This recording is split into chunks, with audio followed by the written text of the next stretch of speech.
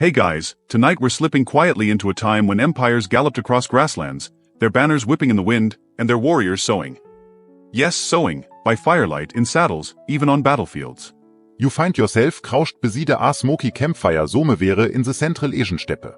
Horses snort nearby, their tack jingling with every shift. A bitter wind snarkes through the camp, but the warriors don't flinch. One man, face half-shadowed by a felt hat, threads a curved bone needle through thick leather as casually as if he were plucking a chicken. Another tightens the stitches on his boot with a strand of sinew.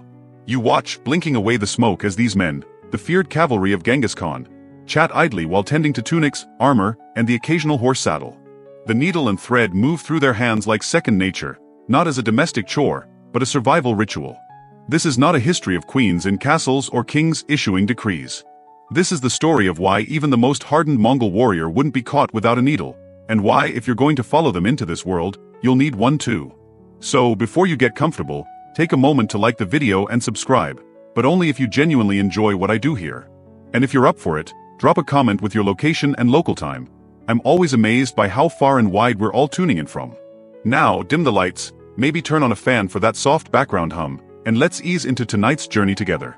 You pick up a bit of cloth and sit near the fire, pretending to warm your hands but really eavesdropping. There's something soothing about the rhythm of it all, the muted clinks of tools, the scrape of thread through hide, the quiet laughs between men who probably decapitated someone 3 days ago. The contradiction is jarring. You came expecting ruthless warriors, not seamstresses in chainmail. Von man mutter so meeting about a bad stitchbein vorsetan a dulswort. You almost lauk, almost. But then he shows you a boot with a seam so tight and neat it looks machine-made. Only there are no machines here. Just flint, fire, and fingers withered like old leather.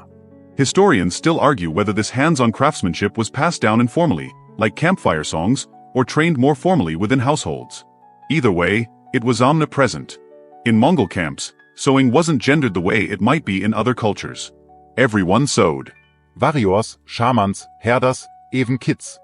You saved what you wore, what you rode, what kept you alive. You glance across the fire.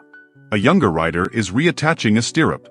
He uses a strip of rawhide like thread, biting down occasionally to tighten the knot. The firelight glints off the curved bone needle in his hand, hollowed and polished smooth, likely made from a sheep's leg. Beside him, a woman reinforces the neckline of a child's deal, the long robe every Mongol wears like a coat dress, often cinched with a sash that doubles as a toolkit. Needles themselves were small treasures. Bone was common, but wealthier families might have one carved from ivory, or even metal, precious iron, bartered or scavenged. You wonder how many of these humble tools made their way from China or Persia, tucked into saddlebags alongside tea and salt bricks. And while a needle is just a tool, it carried meaning too. A broken needle micht be buried like a sacred item.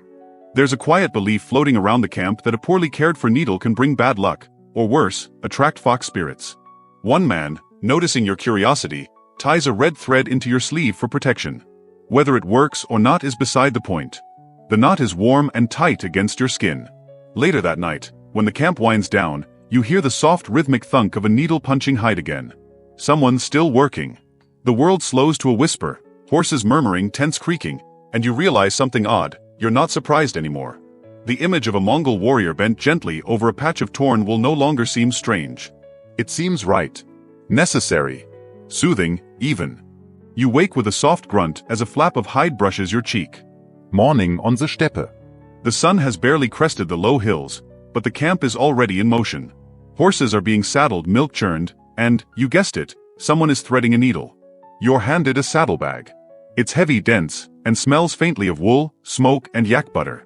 You loosen the leather thong, flip it open, and immediately realize this is no ordinary satchel. Inside are dozens of curious items: a flint striker, a bit of salted meat, a small brass mirror, a length of sinew wound tight like a skein of yarn, and nestled in a fold of felt, a tidy sewing kit. Yes, right here between a small bone spoon and a flint-tipped awl is a needle case, made from polished horn, capped with what might be a silver lid. You open it and find several needles, their eyes barely visible to the naked eye, each curved ever so slightly. One has a red thread already looped through it, and it strikes you. This was packed in case someone had to mend a saddle mid-charge, or a boot in the rain, or maybe stitch flesh clothes with hands that still smelled of horse and earth. The Mongol saddlebag, often made of leather or felted wool, was the nomadic equivalent of a survival kit. You carried your essentials: fire-starting tools, dried cheese, a bit of fermented mare's milk, and yes, your sewing gear. The toolkit might also include a leather punch, a knife for trimming seams, and sinew threads coiled like snakes in a pouch. You lift one such coil and marvel at the texture. Tug, slichtly sticky. This is animal sinew, often harvested from the backstrap of a deer or sheep. It was dried, pounded until soft, then split into strands. And unlike modern thread, sinew swells slightly when wet, creating a natural seal against water. Pretty useful when your whole life moves with the weather. Historians still debate how individualized these toolkits were. Some believe each warrior curated their own based on family trade and tribal custom. Others argue that standardized kits were issued, loose organization amid the famously efficient Mongol war machine. Whatever the truth, you can't help but admire the intimacy of it. You're holding something that may have fixed everything from reins to robes to ribcages. You notice small pouches inside the bag, each containing peculiar things. Buttons carved from antler, braided threads dyed with onion skin or turmeric, and your favorite, a tiny felt pouch holding scraps of old embroidery. Mai beamot hers kepsake. Mai benoting et al. Suddenly, a young woman taps your shoulder and gestures for you to follow. Her deal sways as she walks, its deep blue cloth stitched at the seams with visible handwork, deliberate, precise, proud. She leads you to her tent, where a loom sits near the door and will hangs drying like herbs. Inside, she shows you her own sewing kit. Hers includes fine needles traded from the south, silk thread dyed with indigo, and a thimble shaped like a falcon's claw. She points to a bag she's repairing. You recognize the shape. It's a baby carrier, slung to a saddle when the family's on the move. Here, sewing isn't just survival. It's inheritance. Passed down in technique, in gesture, in rhythm. A mother teaches a daughter the way to fold a seam that won't rub raw against a long ride. A brother shows his younger sibling how to repair a leather bridle so it doesn't snap mid-battle. And it's not just practical, it's beautiful. Even among the utilitarian felt and hide, there are bursts of design, cross-stitches, knots, motifs representing fire, wind, ancestors. Mongol seamwork blends form and function in a way that would make even minimalist designers of today raise a quiet, respectful eyebrow. The air in the tent is warm with wool and morning sun. A baby gurgles softly in the background, wrapped in a blanket sewn with what looks like bear fur trim. You glance at your own tunic, slightly fraying at the sleeve, and understand why every rider keeps a needle close. You ask to borrow one. The woman smiles and hands you a slender needle threaded with red silk. Your stitches are clumsy, but they hold. You step outside. The needle still warm from your fingers. The grass beneath your boots bends and whispers in the breeze, the scent of damp soil and horse sweat lingering in the morning air.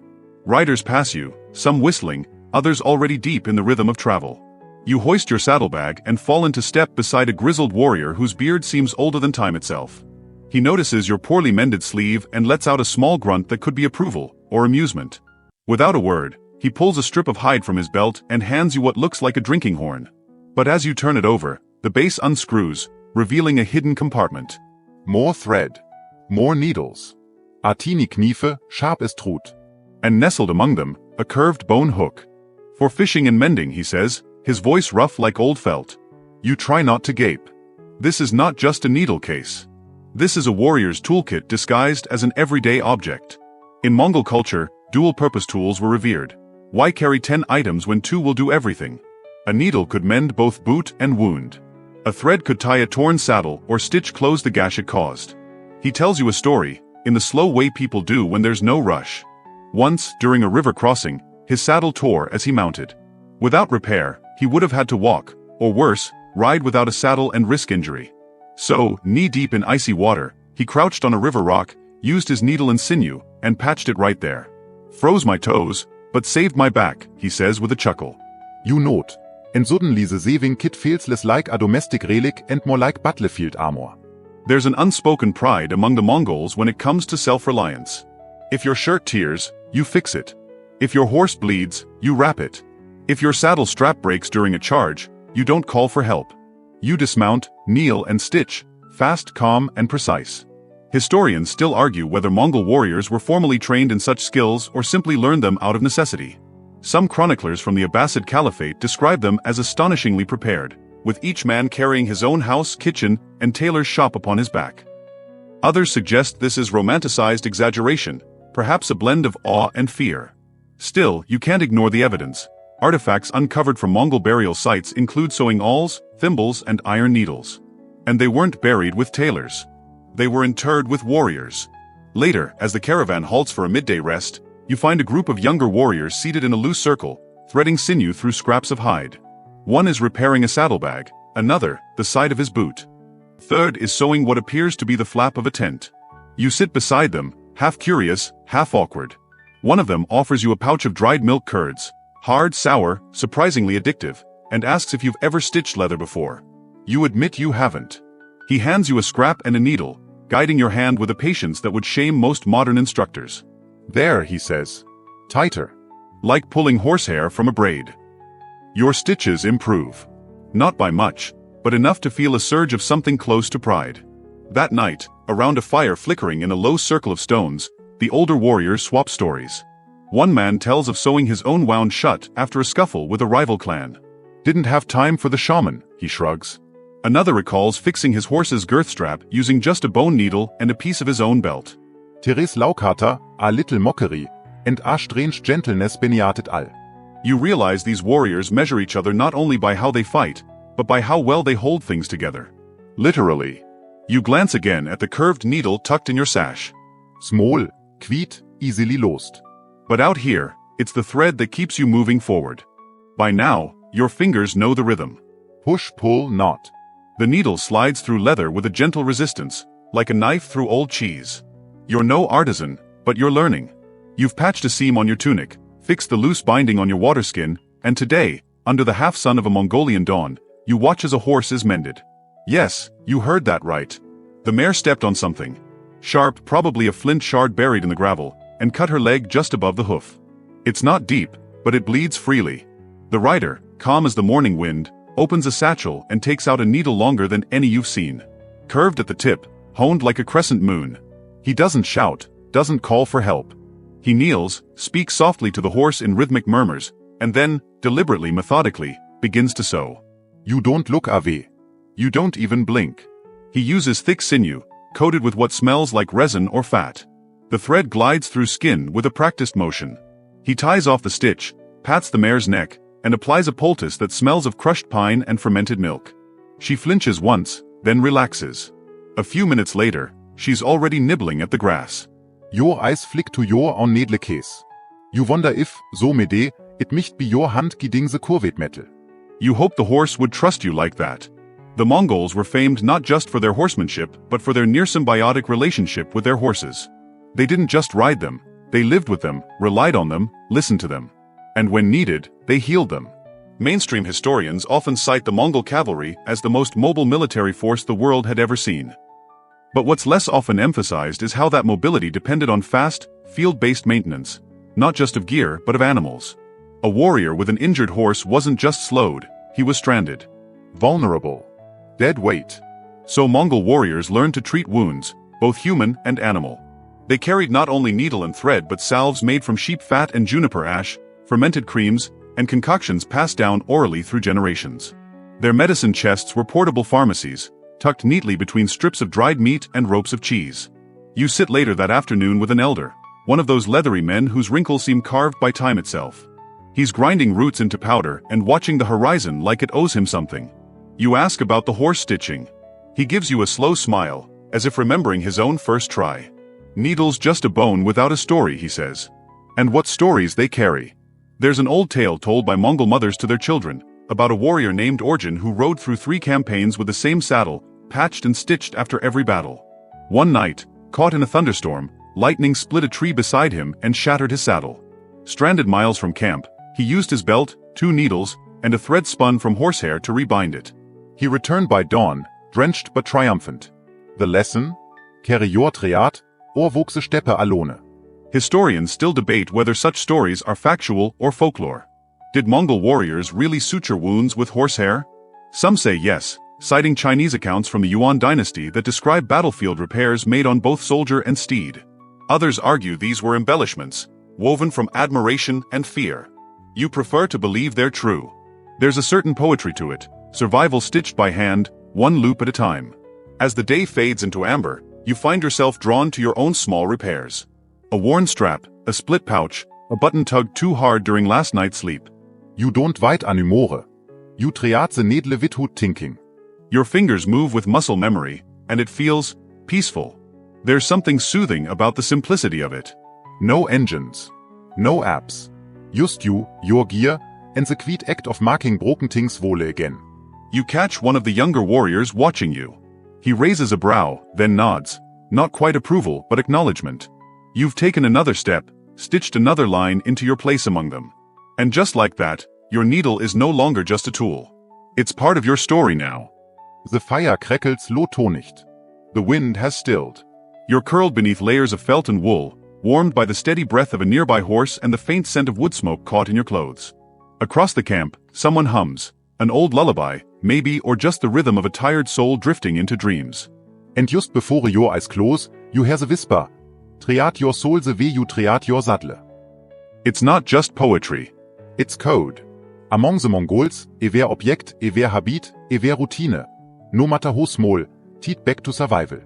That included stitching. And that included you. In the quiet days between battle, repair wasn't just a necessity. It was ritual.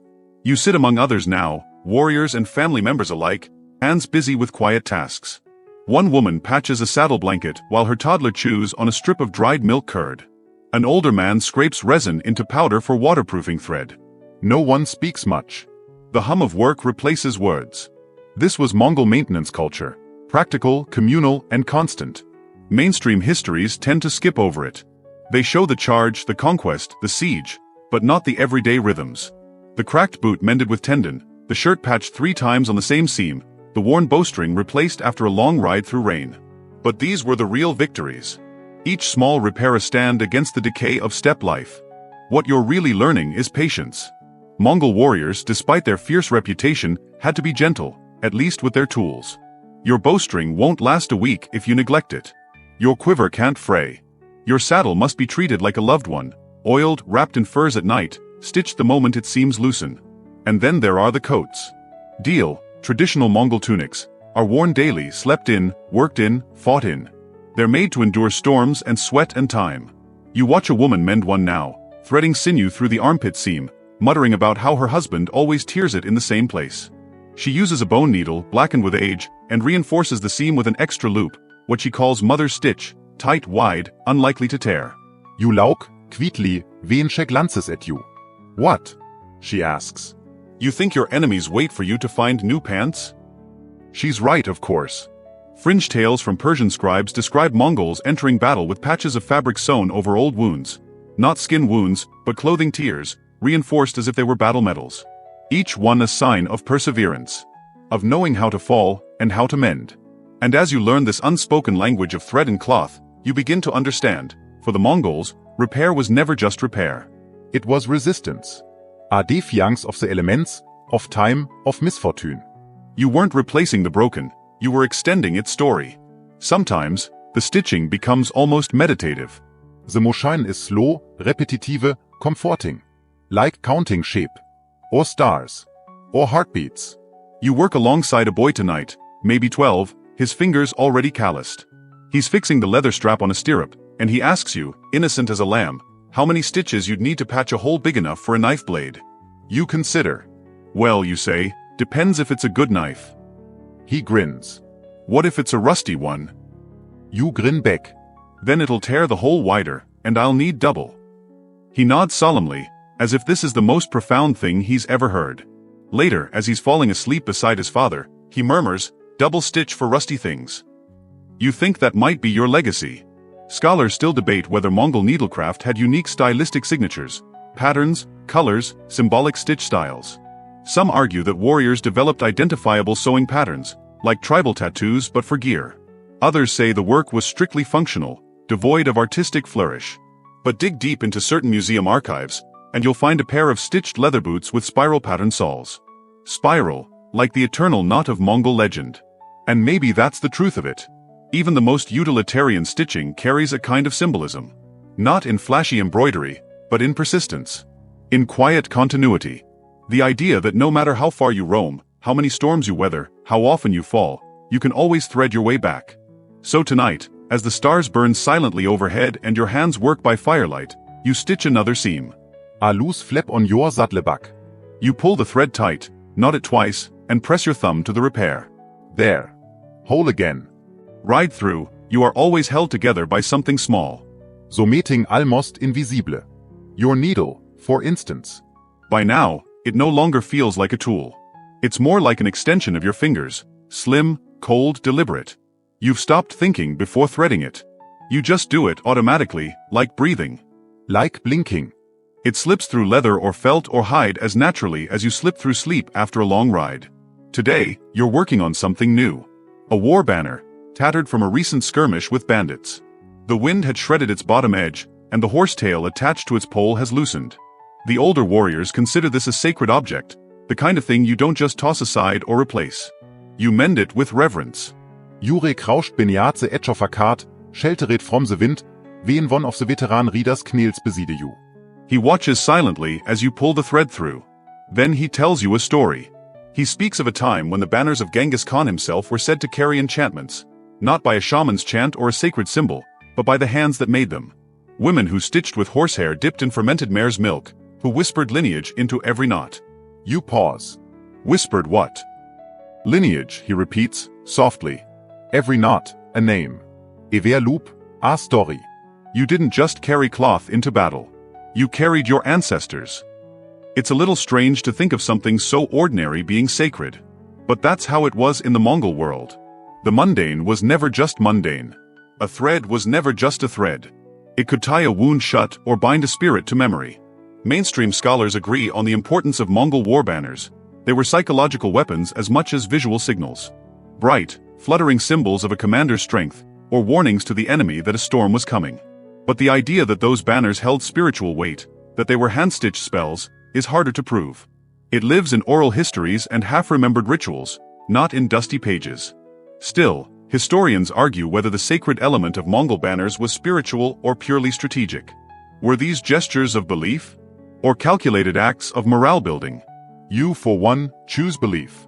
And as you stitch the edge of the banner now, you find yourself humming. No melody in particular. Just the sound of breed trug your nose, the wind trug taut fabris, the tug of triad trug hide. It calms you. Across the camp, someone repairs a saddle strap. Another shapes arrowheads, setting them into shafts with melted resin. The world is made of these moments, small, patient work that supports sudden violence. Later, you take the banner to the center of camp. You and two others raise it again, securing it tightly to the pole.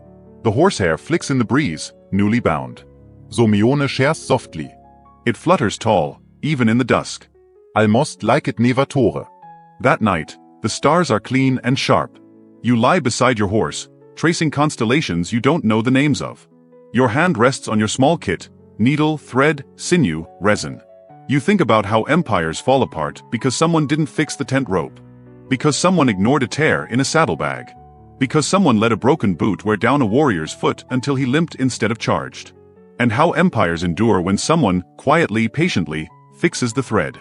There's an old fringe tale, probably invented by some traveling merchant, about a Mongol spy who disguised himself as a wandering tailor. He carried nothing but his needles and thread, stitching garments in enemy camps and slipping secrets into the hems, coded loops, strategic knots. According to legend, he sewed the very fall of a dynasty into the sleeve of a general's robe. No one knows if he existed. But you like the idea. Power hiding in Plengsicht. Sharpness in softness. And tonight, as the camp sleeps, and the banner flaps gently above the yurts, and the felt blankets settle heavy over your chest, you whisper to yourself. Ever stitch, a shield. Ever knot, a memory. You wake up before dawn. The banner is still standing. The camp is still breathing. Horses snort in the cold. A cooking fire crackles somewhere to your left, and you can already smell milk tea steeping in iron kettles. Someone's baking flatbread on a stone. The day is starting. But before your thoughts wander to food or writing, your hand instinctively checks your pouch. Needle. Thread. All there. Today, you're headed to a small river crossing. Nothing dramatic, just part of a patrol. The land out here is empty in the way only a steppe can be. Rolling, endless. A sea of gold and der Y-Wind. But even in the quiet, the needle comes with you. It always does. You ride out with a unit of 7. You're the youngest, but not the greenest. The others respect your hands. Not just because of how you mend things, but because you never make them wait when gear breaks. You fix things before they even know they're broken. Halfway through the ride, one of the older men, Batar, curses under his breath. His bowstring has frayed. Again. You reach for your pouch. Out comes the thread. This one's a mixture of tendon and sinew soaked in animal glue, specifically for bowstrings. He holds out his bow, and without a word, you squat in the grass and get to work. He watches you. Then he asks, "Did you ever learn the story of the seamstress who fooled the Chinese envoy?" You blink. That's not one you know. She was a Khan's daughter, he says, shifting in his saddle. Skilled with a needle. One day, when the envoy arrived demanding tribute, she handed him a robe stitched so perfectly that he spent the entire feast inspecting the embroidery, looking for hidden messages. By the time he realized it was just a robe, our spies had already stolen his maps. You glance up. So, her sewing was a distraction. He chuckles. Her sewing was the mission. There's something oddly comforting about that story. You're used to hearing about thunderous charges, flaming arrows, and siege ladders. But here was a quiet hero, someone who fought not with swords, but with stitches. A different kind of Warfare. Justus deliberate, Justus sharp. Mainstream records from the Yuan dynasty period do mention textiles being used as communication devices, woven codes, embedded threads. Historians still argue whether these instances were common practice or isolated clever tricks. The tales blur between fact and folklore, but they all share one idea: needles could win battles. The ride continues. The sun climbs. You pass herds of antelope, skittering at your approach. There's something meditative about this journey. The gentle jangle of saddlebags, the rhythmic stomp of hooves, the scent of warm leather and sun-dried grass. You stop at midday to water the horses. While the others loosen straps and eat, you repair the padding beneath your saddle. It's a small task, replacing a worn loop, double-stitching a corner. But it matters. Wer Stitch matters. You think about the seamstress again. About the girl who fooled an envoy. You wonder what she looked like. Did she carry her thread in a pouch like yours? Did she hum while she worked? Maybe she was like you, watchful, quiet, underestimated. As the others nap, you find a patch of grass and lie back, your hands behind your head. Up over you, the clouds shift like slow caravans. The wind brushes past your ears. And in your thoughts, the needle moves, steadily, endlessly, one stitch at a time. It reminds you of so meeting Else, storytelling. You've heard the elders say that history is like a giant garment. Every person, every war, every ordinary day is a stitch. Some are showy, some are hidden. But remove one, and the pattern unravels. The idea settles into you like warmth. You close your eyes, letting the sun press gently on your face. Needle, thread, story, memory, and rest. Afternoon stretches long across the steppe. By now, you've crossed the river. The horses are drinking, their muzzles dark with water. You've had your fill of cheese and dried mutton, and even though you didn't plan it, you've stitched up a saddle flap and retied a loose strap on Batar's quiver. It's become second nature, fixing as you go. One of the younger men, Erden, watches you work. He squats beside you, squinting in the sunlight. "Why don't you just wait until we get back?" he asks. It's not like a knitting's falling apart. You don't even look up. That's exactly when you fix it, before it falls. He laughs, but not unkindly. "You sound like my grandmother." You grin. She must be wise. He shrugs. "She also said if you sleep with a needle near your heart, it'll sew your dreams closed so nothing can escape." You pause, letting that image settle. Do you believe her? You ask. Erden thinks about it. "Sometimes I think I've sewn too many things shut. Other times I think I've left too many seams open." You nod, carefully pulling a new thread through soft leather. Either way, it's good to have a needle close by. This is the part of a Mongol warrior's life that rarely makes it into chronicles. Not the glory. Not the violence. Just the pauses, the breath between battles. The care of things. The long moments where someone, somewhere, is sewing instead of fighting. Historical records, especially Persian and Chinese sources, often emphasize the Mongols' speed, discipline, and brutality. But tucked between those lines are quieter observations: how their clothes were patched, their tents kept in repair, their tools mended with surprising precision. One 13th century Persian traveler, Al-Juwayni, noted that their tents seemed always new, though plainly worn.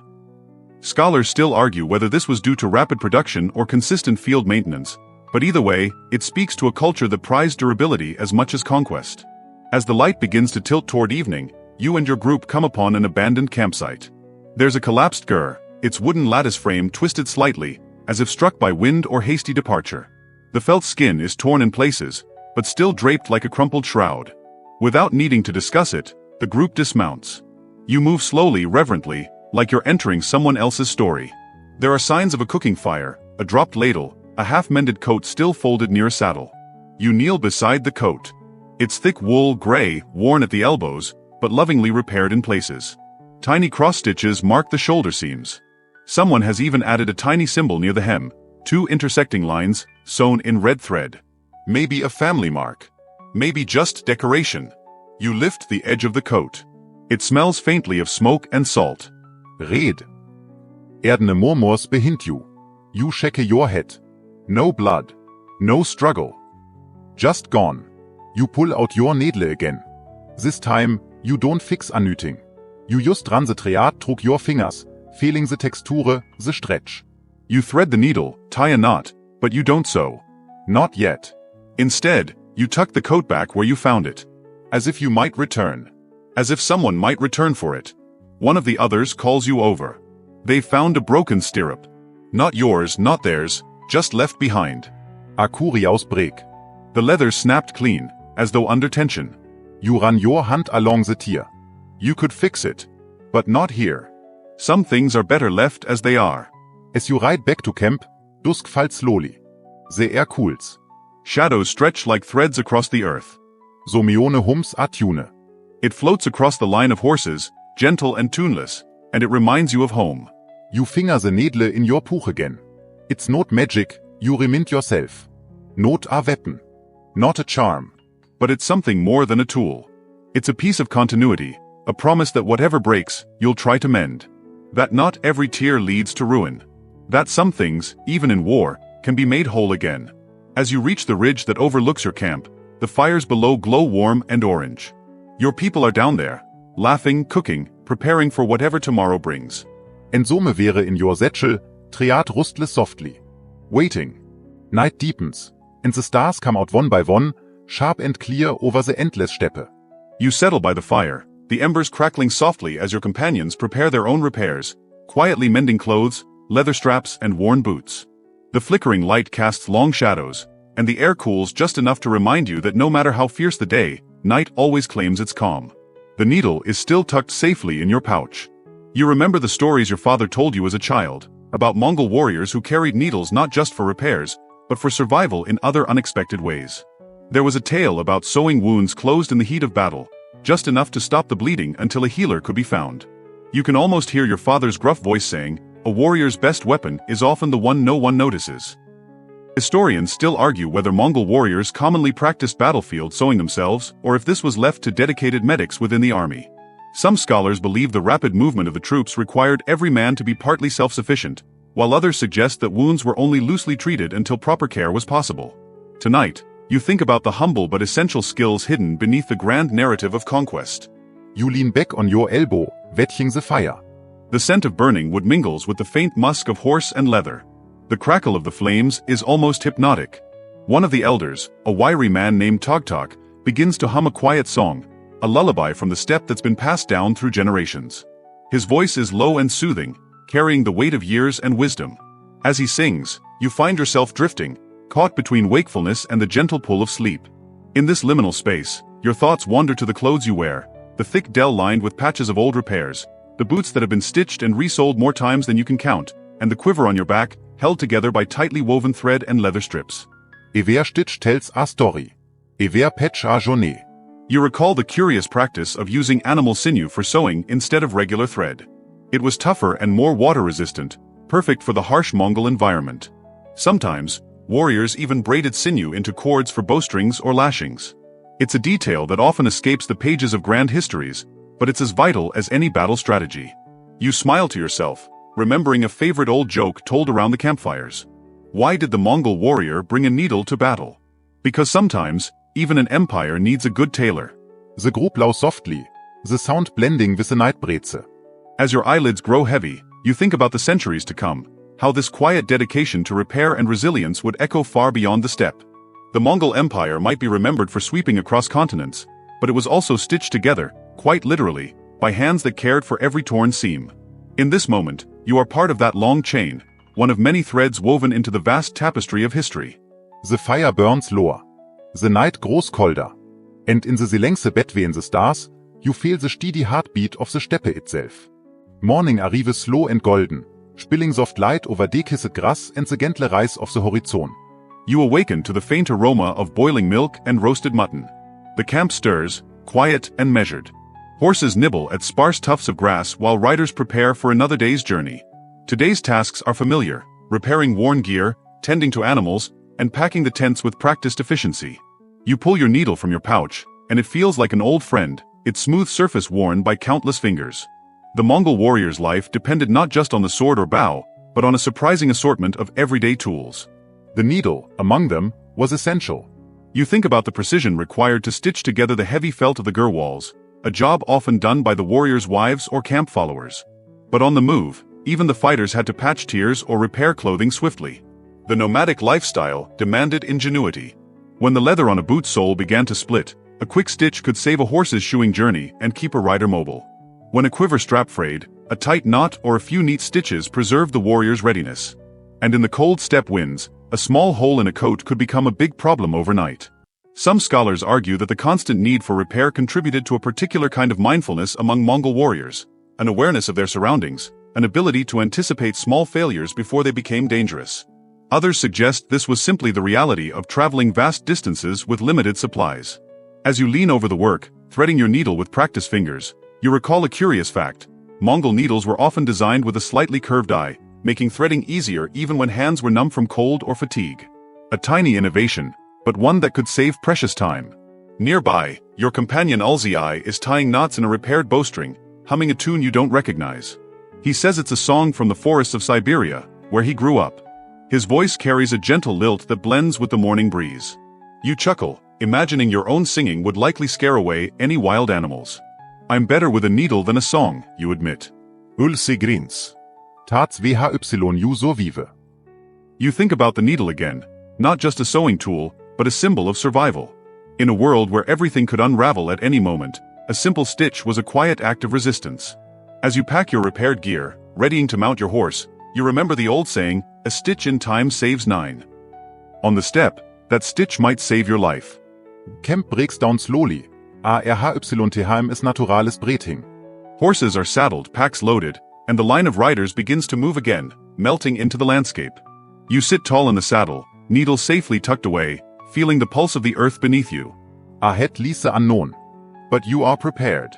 Because sometimes, victory is sewn one careful stitch at a time. The trail stretches out endlessly ahead, a ribbon of dust winding across the vast steppe. Your horse move steadily. Hovis kicking up small clutches you settle into the RHYTHM of the ride. You glance at your hand, fingers curled around the familiar needle hidden in your pouch. It's strange to think that such a tiny tool plays a role in a warrior's readiness, but out here, every detail counts. Mongol warriors were masters of efficiency, carrying only what was necessary to survive long campaigns across varied terrain. Alongside weapons and provisions, a sewing needle might seem trivial, yet it was indispensable. You've heard tales of soldiers using their needles for more than just repairs, fastening small leather armor pieces, creating makeshift fishing hooks, even fashioning emergency bowstrings. Historians debate how widespread these uses were, with some arguing that needles doubled as multipurpose survival tools, while others think these anecdotes might be romanticized exaggerations. As you ride, the wind brushes against your face, carrying faint scents of wildflowers and dry earth. Your thoughts drift to the gear itself: the thick leather boots, the layered woolen clothing, and the elaborate saddles, all kept in good shape by careful stitching and constant mending. The Mongols' lifestyle demanded this attention to detail. Unlike the heavily armored knights of Europe, their light but durable clothing allowed for swift movement and endurance. But that agility depended on keeping garments intact, a task made possible by your trusty needle. Suddenly, you recall a curious piece of steppe lore. Some warriors would use needles to mark important locations on small scraps of leather, primitive maps that could be tucked safely away. It was a quiet way of passing information, easily hidden and rarely noticed by enemies. You smirk at the cleverness. Even in the chaos of war, subtlety had its place. Your companion Badbaya points to the horizon where a herd of wild horses graze. A good sign, he says, means water nearby. You note, feeling a small Sorge of relief. The desert can be merciless, and every drop counts. The needle's role here feels symbolic, a small, steady anchor amid the vast unpredictability. It's a reminder that survival is often about the little things. As the sun climbs higher, the group slows to rest. You pull out a patch of worn leather and set to work repairing a strap on your saddle. The familiar motions bring comfort, each stitch a quiet assertion of control over the wild. Even now, as the wind whispers and horses rest, you appreciate the paradox. A warrior's strength lies not only in the bow or sword, but in the patience to mend what's broken. After all, the empire is built on the smallest threads. As the day edges toward afternoon, the sun casts long shadows over the rolling hills of the steppe. You feel the warmth on your skin. A pleasant contrast to the chilly mornings you wake round Usetu. Your thoughts drift to the many layers of gear that keep you comfortable and alive on this journey. Each piece carefully crafted and maintained, stitched with the same needle that has become an extension of your hand. The sewing needle was more than a mere tool for the Mongol warriors. It was a symbol of self-reliance, an emblem of the constant balance between destruction and repair. You know well that even the most fearsome archer is vulnerable to a torn garment or broken strap. Practicality of carrying a needle in battle may seem mundane, but it hints at the remarkable adaptability of the Mongol warriors. They were expert problem solvers, capable of improvising solutions with what little they carried. Historians still argue whether the needle's prominence was due to necessity or cultural tradition. Some say that the needle held a spiritual significance as well, believed to bring protection or good fortune on the battlefield. You glance at your puch, feeling the cool metal beneath your fingers. It's reassuring, this small piece of craftsmanship, forged from hardened steel and designed to pierce leather or thick fabric with ease. Nearby, you spot a fellow rider carefully stitching a torn sleeve, humming a tune that seems to echo from the distant mountains. The steady rhythm of needle through cloth creates a calming cadence, a small ritual amid the vastness of the steppe. You smile, remembering a quirky detail. Some Mongol warriors used to carry multiple needles of different sizes, each designed for a specific type of fabric or repair. A bit like a modern-day multi-tool, but far more elegant. The wind picks up, carrying dust and the faint scent of wild thyme. You breathe deeply, feeling grounded despite the endless horizon. As the camp breaks for the midday meal, you find yourself reflecting on the needle's humble power. It doesn't win battles, but it ensures you're ready for the next one. It's a quiet testament to resilience. The needle reminds you that sometimes, survival depends on the smallest acts of care. And in the vast wilderness, those small acts can mean everything. The late afternoon sun dips low, casting a golden glow over the endless expanse of grass and sky. You settle beside the fire, its warmth a welcome comfort after hours in the saddle. Around you, fellow warriors tend to their gear, sharpening arrows and patching worn clothes. Your hand instinctively reaches into your pouch, fingers brushing the familiar cold metal of the sewing needle. It's a small, quiet presence in the chaos, a tool that connects you to centuries of tradition and survival. The needle was a constant companion, whether on a lightning raid or a long march. Its utility extended beyond simple repairs. Some warriors even fashioned tiny needles into makeshift surgical instruments for treating wounds in the field, a testament to their resourcefulness. Historians still debate how widespread this practice was. Some believe that these needles were reserved for medics or shamans, while others suggest every warrior carried a basic set for emergencies. You pull out a scrap of leather, the edge frayed from wear, and begin mending a torn strap. The repetitive motion is soothing, as die RHYTHM against the crackling fire. There's a certain poetry in this act. A warrior renowned for ferocity in battle now focused on the delicate task of sewing. It's a reminder that strength is balanced by care, that even the fiercest fighters needed moments of quiet tending. Nearby, an older warrior shares a story of a famous general who supposedly once saved his army by sewing together a broken bowstring in the middle of a skirmish. Whether true or myth, such tales underscore the needle's silent power. You think back to earlier campaigns, the endless plains stretching beneath an endless sky. The needle was a lifeline in a world where one careless tear could mean lost supplies or a vulnerable rider. The needle's simplicity belies its importance. It's a tool of survival, ingenuity, and quiet resilience.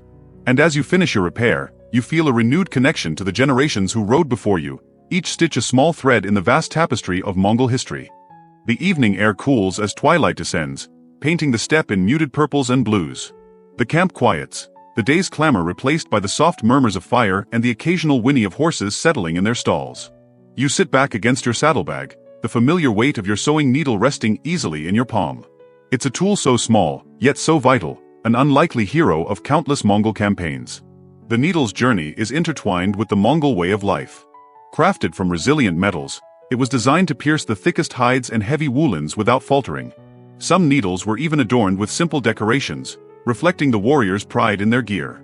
There's a fascinating tidbit whispered among elders. Some believed the needle carried a protective charm, warding off bad luck in battle. Whether superstition or tradition, it shows how deeply these warriors valued even the smallest tools. Historians continue to discuss how much of this belief shaped daily habits.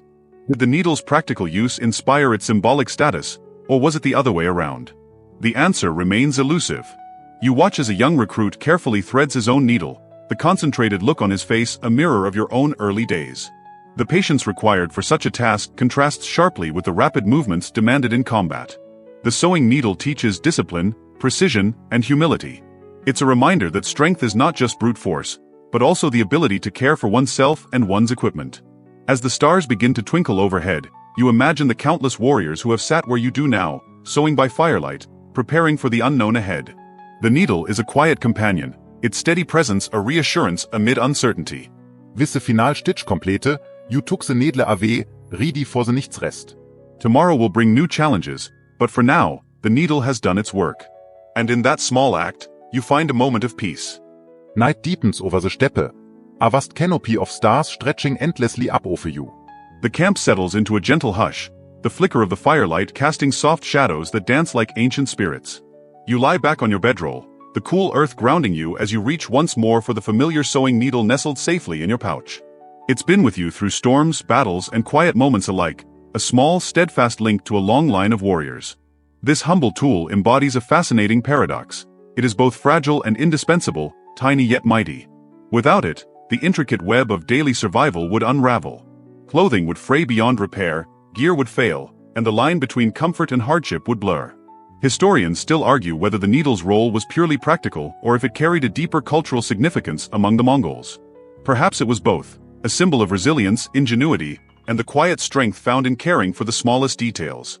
The needle represents the delicate balance of a warrior's life, fierce in battle, yet tender in moments of repair and renewal.